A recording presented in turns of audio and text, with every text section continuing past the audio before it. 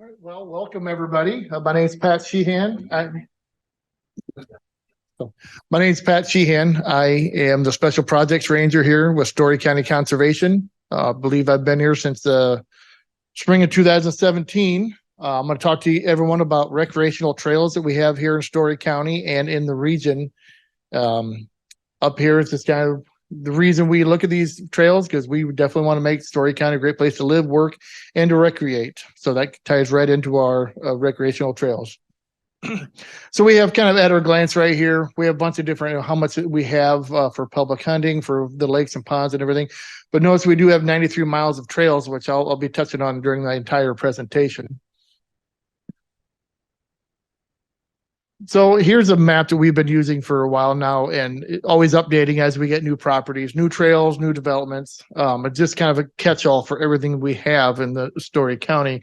But you see highlighted, the trails, hiking, walking, cycling, and equestrian. We have it all here in Story County. This map is, and I'll be referring back to a map like this here soon when I get into some other the other spots. So what is a recreational trail? I get this question an awful lot. People call them bike trails. They call them walking paths. It just depends where you're at. If you've been on the High Trestle Trail, that's, to me, is a bike trail because it is geared toward bikes. Can you recreate other ways there? Absolutely. If you come out to McFarland Park and some of the paths we have going through there, definitely you're not going to take a skinny tired bike through there. Maybe mountain bikes if it was possible and legal to do so. So there's a lot of different versions of a recreational trail. So I'll kind of start with soft trails. Some of them are quite simple, just a dirt path, intended or not. Sometimes we find trails in our land that we didn't put in there. They just kind of happen, game trails, and people start using them. Kind of the foundation of everything for roads in the state of Iowa and the Midwest. So developed or maintained, same item. They tend to be more in remote areas, such as our Skunk River Greenbelt, areas that are more remote where you don't get a lot of sunlight, where you can't get mowing in there. You do have some issues there with they're called dirt until it rains, and then they're called mud. So we also have a lot of mowed trails. Those usually are more wide open areas. That allows for a lot more type of use. Usually more of a consistent surfacing is how we mow it in there, and less issues with the mud, depending on how much weather we have. And then the limestone and crushed rock trails, that's what a lot of people use. The eastern half of the Heart of Iowa Nature Trail is still in crushed limestone. Most of the time it meets the firm and stable rules for the DOT for ADA. Just that's in most cases. It kind of depends, and it's very popular with most types of trails use. They don't get used as much, so birding, people like that. But fat tire bikes or even medium-sized tire bikes can use those pretty easily. And then don't forget about the water. We do have a Skunk River Water Trail here in Story County. It goes, I believe, 33 miles, pretty much from Story City all the way down to 210. But obviously, going south, it'll go farther down into the Chautauqua area. And the area north of Story City is really beautiful as well. It's just we don't have any trailheads up in there. So we do manage, I believe, 10 different trailheads through the county for paddlers. So I'm going to talk about the different kinds of trails. So the soft trails, that's your limestone, grass, everything like that. There's a lot of maintenance that goes with it. People don't realize how much it goes in there because you have to go mow them. Years like this, definitely not as much because we didn't have as much rain. Make sure there's clearance. Those dirt paths going through, there's still tree limbs coming down. You have to trim them back. Grading, especially with 3/8 minus, takes a long time to go down the trail, make sure it's even. And then just general erosion. And you notice I have flood damage highlighted. With these pictures, I kind of have them ascending to kind of show the level of issues we have. Bottom left one is just some water got on there and just blew the trail out in that one small spot. Happens every once in a while, minor rains. Second one you see the bike tracks and the horse tracks going through there. That's after a very minor rain. It turns into a different surfacing and like that. So it'll ends up where you get ruts in there. And that's why you have to go back and grade. And then you get some bad storms like that second from the left, and you're missing 3/4 of the trail. And then obviously the one on the right, that was our 2018 flood. We were missing 100, I can't remember how many yards we had. the trail was just gone. And it was mowed grass, and then the sub base and all the 3/8 minus or crushed limestone just disappeared, or at times ended up in windrows, which is very difficult to reutilize back on the trail because it has different fines or a different material in it. And a lot of the fines, the stuff that really compacts it, washes away in the water. So people always ask me, how come you don't have more limestone trails, or why are you converting away from those? Look at these pictures, and again, 2018 was a major flood, but we also had a pretty good flood last spring on our paved sections, and we had pretty much no damage on there that wasn't just going in and putting a compacted fill on the edge. So the hard paved trails, you got asphalt, you got concrete. Pretty much everybody can use them. If everyone's around Ragbri, you get those skinny tire bikes. They can't go on gravel roads. Well, they can, they're just not for very long.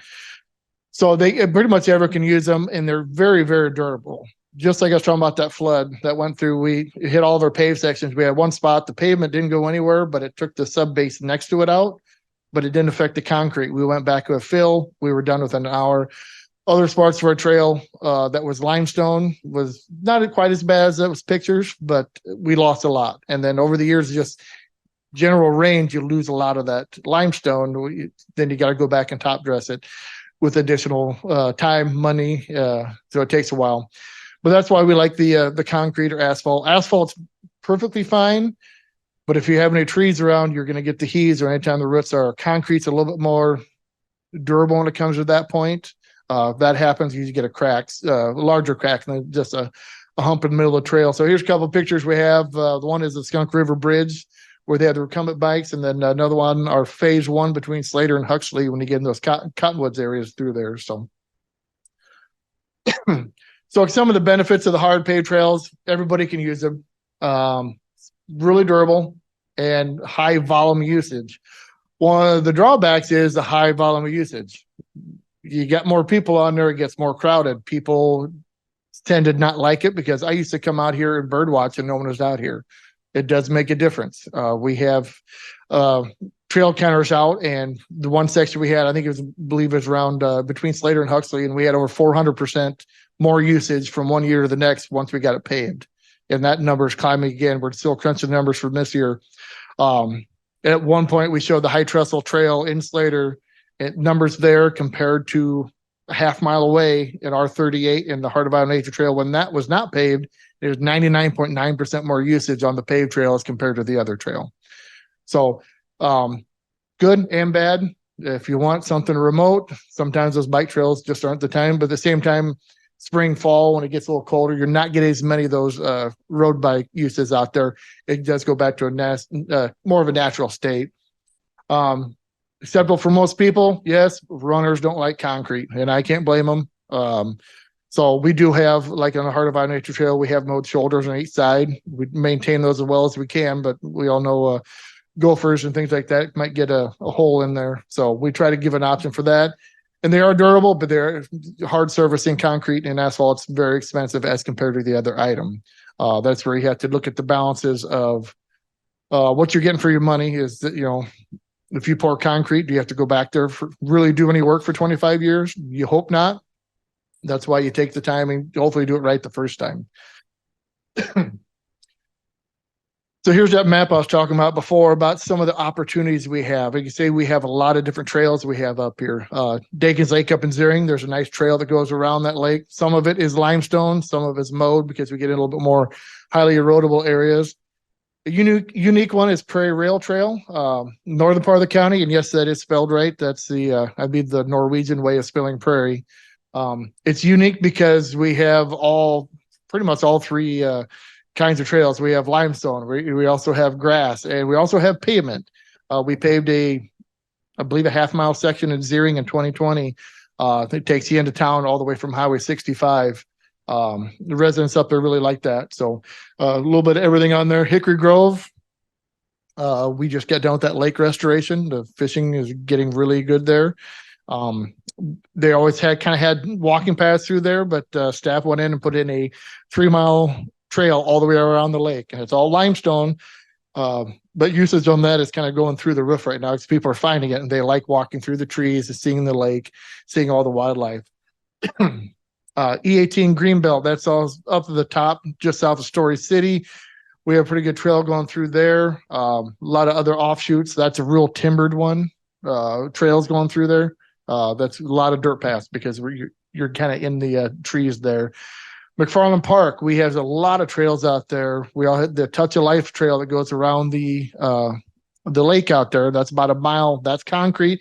Then a lot of mowed grass, and then a lot of the become more of the dirt paths going through there. We have a lot of steps going out there because it's very steep. Asterisk with that, we are currently completely redoing the lake there at McFarland Pond. So most of those trails are shut down, especially the concrete one, as they're going out and renovating that lake. They're actually moving quite fast on it right now, getting a lot of the sediment out of the bottom. So we're pretty happy with that, and hoping later this fall we'll have that back open up. Peterson Park, we have a lot of trails in there. Most of them are mowed, some limestone. If you haven't been, go to the Tedesco Environmental Learning Corridor. It's by the airport. Just in the park itself, there's 1.5 miles of paved trails. Plus, we have some other offshoots with permeable paving and some grass ones. But then that also we also had the connector that goes from there out by, I believe, the cattle farm, the Iowa State Cattle Farm, all the way out to R38. So then there from the airport area at the Telk property, you can ride a bike all the way down to Slater, utilizing that connector and R38 bike lanes. It's starting to get a lot more popular. I've seen a lot more people on there. People in the southern part of the county, the Christensen Forest Preserve, beautiful area down there, a lot of remnant prairie, a lot of trees. We've been doing a lot of work down there, removing invasives. Most of those are honeysuckle, autumn olives, trying to get that more open. We have trails going through there. I do believe we have a bridge issue that we're hopefully will be remedying next year. I know the people, especially in the Ballard School District, always are contacting me about that. Robinson Wildlife Acres, South Central, just north, pretty much between Cambridge and Maxwell, a little bit north. Very remote area, very hilly. If you look at it, it doesn't look too bad till you start walking in there, and then you start going up and down the hills, and it's very remote, and it's quite beautiful in there. We do offer remote camping in there by reservation only, so you can hike all the way in there, but it's not a beginner's hike. You have to go down and back up a couple large ravines. Some very high quality prairie that we have in there as well to notice. Heart of Out Nature Trail, I'm going to touch more on that later, but that pretty much starts there in Slater, and right now it ends in Collins, but it also keeps going all the way into Marshall County. So we'll talk about that more a bit later. In wildlife areas, all the different greens we have up there. Just get off the trail and explore. Walk through the grass. Watch for poison ivy, anything like that. But that's what they're out there for. People go out there and enjoy. Besides walking, biking, we also have equestrian out here. You see a lot of horse rides, especially like Peterson Park. That place on the weekend in the summertime is very busy. We have East and West Peterson, so there's parking on both sides. That's a very popular spot for people to ride their horses. E18 Greenbelt up north, just south of Story City, that gets utilized well. Prairie Rail Trail, I don't see as much up there, but they're definitely out there. That is also acceptable for them. And then the Heart of Iowa Nature Trail, the entire length of that is acceptable for horses to ride. Hence, that's why we have, even with the pavement, we're going to have 10 foot on each side for the horses ride on the grass. So they're not on the concrete and cause any issues there. So, and like I said, paddling, we had the Skunk River Water Trail, 10 accesses. I believe one the city manages, Story City manages theirs up top in the north part of the county. We've been kind of unlucky the last couple of years of the drought. There's just not enough water for most paddlers to go through there. We had all those rains 2 weeks ago, and the water's lower than it was even before that. So it's a little bit more difficult. Hopefully next year we'll get some more water. When the water's optimal, that's one of the busier water trails in the state, especially like Peterson Park going down to Sleepy Hollow by Ada Hayden. We had, the parking lots get full, and sometimes they're parked on the road. So we're going to encourage it. The Skunk River Water Trail is probably one of the prettiest ones, especially in central Iowa. It's got to be one of the prettiest ones. You get from Ames north, and that's a lot of times you don't realize you're in the state of Iowa. There's such a wild area going through there. So we're currently redoing the Soper's Mill Water Trail access. There is a rock riffle that was installed there years ago. We're getting it so we have an access both upstream and downstream of there, and enhancing the parking through there. That way you don't have to shoot through those minor rapids if you don't want to. You can get out, and then if you don't want to shoot through them to take off, you can come in from the bottom side. Just kind of make it safety. Usually if the water's right, people want to go down those rapids because it is fun. Nice rounded rock, so it's not too dangerous. So hopefully that'll be finishing up here shortly, and we'll have it back open. So now I'm going to talk a little bit about the Heart of Iowa Nature Trail. Let the paving begin. There's always been a big push to get paved trails, especially for the bike riders, because everyone can utilize trails in different manners, but they want to get pavement so we can get the more people enjoying. And we know that the vast majority of trail users that we get a lot of time are the people with the road bikes. None of this would have happened. The top picture there, that's the Skunk River Bridge that was dedicated, I believe, in 2011. Former director Steve Lecco and my predecessor Carol Williams instrumental on getting that done. I read some of the notes from when they did that, and I know the stress and heartache they probably had trying to do that, trying to refit piers that were built in 1912. I'm sure they had a battle, but if they would have got that done, and the reason that trail sat for a long time is because it was a trail that stopped right there at Skunk River. There was a trail on each side. It just had no way to cross. They were able to go in there, get that done. So yeah, if they would have got that done, pretty much everything I'm talking about from now on wouldn't have happened. So we look at funding, and we have federal grants, SERPA grant, that's out of the Des Moines MPO, the Central Regional Transportation Planning Alliance. They have a grant application every February, if I remember right. State grants, the SRT, the State Recreational Trails Grant, that is usually July 15th every year that's ready. We utilize that, and then we'll talk more about the Destination Iowa grant. Local, I mean, obviously, any kind of donations is critical for us for showing cost share. Grant reviewers are looking for that. They want buy-in from the local community. And then ARPA funds. That's not a typical grant style thing. That was kind of new. And I'll talk about that in a little bit later as well. Oh, I guess I should talk about we're talking about the pavement, get it started. This is one of the projects we had. This in our phase 2. This is that, well, there used to be the curve in the road. Now it's straight on 560th. That was how we came up with that. And I was actually down there yesterday, and there's a connection trail going to the south that ties in there. So then that's what we're looking for, is connectivity on our trails. So so like I said, I started in 2017. Between 17 and 18, we started redoing the master plan to lay out the steps on how to get this trail paved. So we got that going before the master plan was even completely approved. I wrote my first grant for a SERPA grant. And lo and behold, we got that. So we finally got a grant to actually put pavement down on the trail besides in trouble areas. So I'll follow that up. I went for the SRT grant, the State Recreational Trail Grant, and we got that one too. And we were then solvent enough to pave that 2.5 miles. The construction on that was done in 2019, because you're at least 1 year out of getting funding before you can get all your check plans, final plans, and DOT clearances. So, but we got that done in 2019. 2019 was a very wet year. Then it turned out dry. So we picture up there is a grand opening we have in there. We have staff, we have supporters, engineers. I even snuck my kids in there. They're not quite that small anymore, I guess. So that's our 19. So as we were doing that construction, I'm already looking at phase 2, and we had a big discussion. We knew phase 2 is going to go through Huxley to the Skunk River Bridge, but we knew it was going under the interstate. So we pondered, what if we get the grant, we pave, and then next thing you know, they tear the bridges up to put a tunnel or whatever they were going to do there. Would that be in vain? Or if we wait, because they might do that in 2 years, then they gets pushed back for some reason, we lose all of our momentum. So we decided, let's keep going, let's keep the momentum moving on this.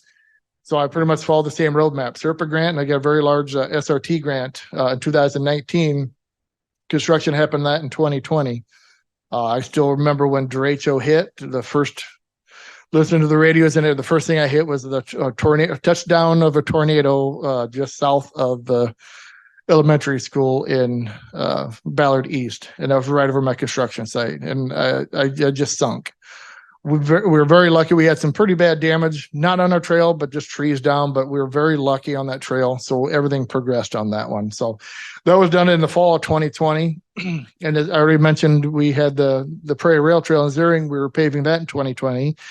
And then in that fall of 2020, we went through and did our Slater connector, and that's from R38 to the High Trestle Trail there. It's only a half mile. We went through that. Same thing, field staff, I went out and helped them. We cleared all the trees back to get the proper clearance. And 3 days later, or 4 days later, the derecho hit, and it looked worse than we even started. So 2020 was a fun year. I wouldn't mind forgetting about some of the items in there. So we did that. And then at the same time, City of Huxley did their, just less than a mile, but their section through the town while they already had some paving. So they also got SERPA funding for that as well, too. So now we're paved all the way to the Skunk River Bridge. So so if you think about it, though, with all these grants and donations we had, 92% of these projects were funded just by donations and the grants that we wrote. We know how expensive they are, so that's why we pursue as much as we can for additional funding. So 2020, like I said, was a very busy year. The next year, I was already writing grants again. Same roadmap. Got a SERPA grant, got another SRT grant to do the phase 3A. That's from Skunk River Bridge to 610th. This is a very beautiful section. It's like a sunken road, trees towering over top of it. You start getting the more timbered areas going through there. More not as easy now to get those grants and pay the next year, so we're waiting. So in 2022, I started writing a SERPA grant, and that's when we found out about Destination Iowa funding opportunity, which was large, but we decided to stay the course of this, and I wrote a SERPA grant. We were accepted for it, I believe.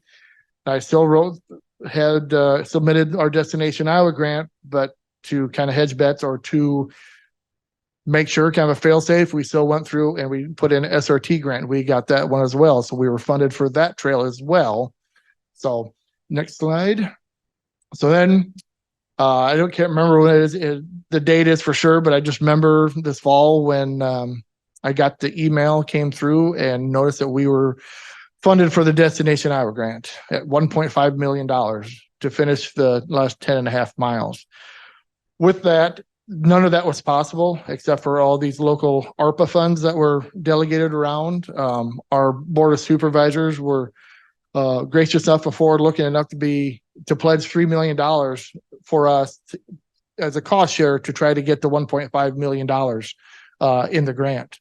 So that is when I talk about donations, other funds to bring in for local buy-in, that was just, I think that's really what helped us get that grant. So we were able to get that. So we were funded.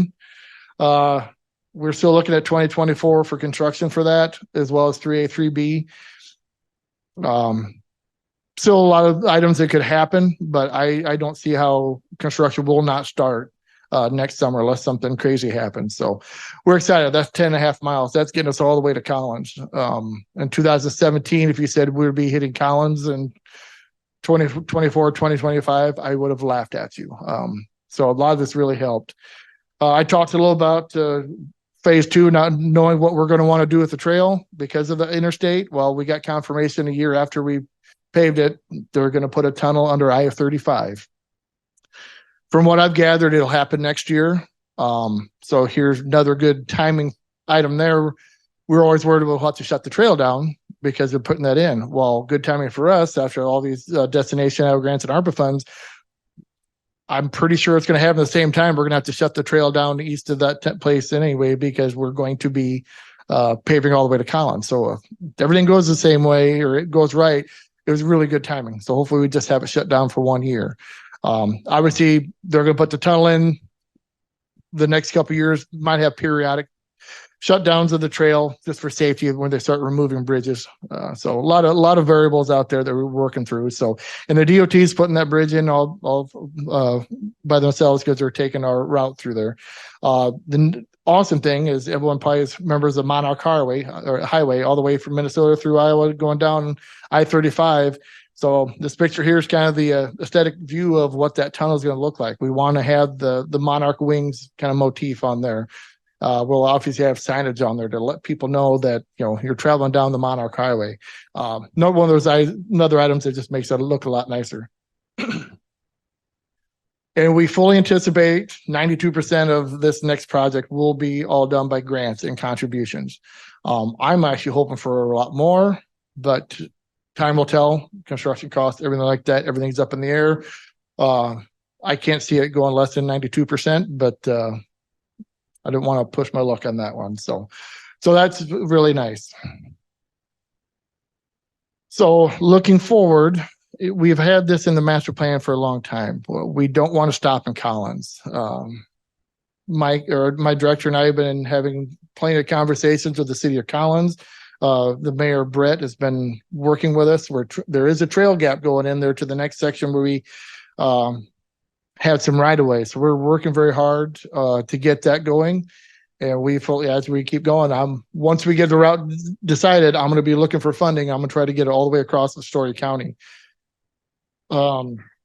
Marshall County, Jasper County, they've been in the mix probably since the 90s when it started, knowing that we want to get a trail loop in central Iowa, additional one. So I'm in contact with Marshall County. They're exploring every option that they have right now to tie into that 330 trail that comes in from Marshalltown. So if we make it to Melbourne, people from Marshalltown can end up in Ankeny on a bike. I've also worked with Jasper County. Their Chautauqua Valley Trail stops in Baxter, and they have some plans, and they want to get it all the way to Melbourne as well.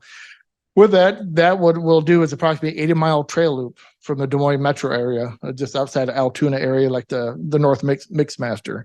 To me, 80-mile loop is odd. I can't, I don't bike ride. I couldn't imagine going 80 miles a day, but that's a Sunday for a lot of people. So it's amazing what people do. So we're really shooting for this. We want to get this completion. That's why we want to keep the momentum going towards it, working with the other two counties. Because right now there's the Raccoon River Valley Trail, and there's already going to be, after next year, be 2 loops to the other side of Ames. We want to have that over here, especially after Regbrider went through. We know how many people travel just to see this, the Central Iowa Trail system we have, and it's only getting more popular. It just depends on what numbers you look at, but everything that I've come up with in Central Iowa, the Central Iowa Trails Network, there's over 850 miles of trails. Mostly because those are all connected that go through, and that's the biggest thing is we're looking for right now is connectivity. That's the reason we started in Slater. We want to tie into the High Trestle Trail, give people options. People on a weekend, they don't want to take the same trip twice. They want to go somewhere else. So that's how we're kind of moving forward with that. So, so like I said, Pat Sheehan, if you got any questions, I'm out at McFarland Park. I can answer any questions you might have, and we're very excited the way everything's been going with the trails, and we don't plan on stopping anytime soon.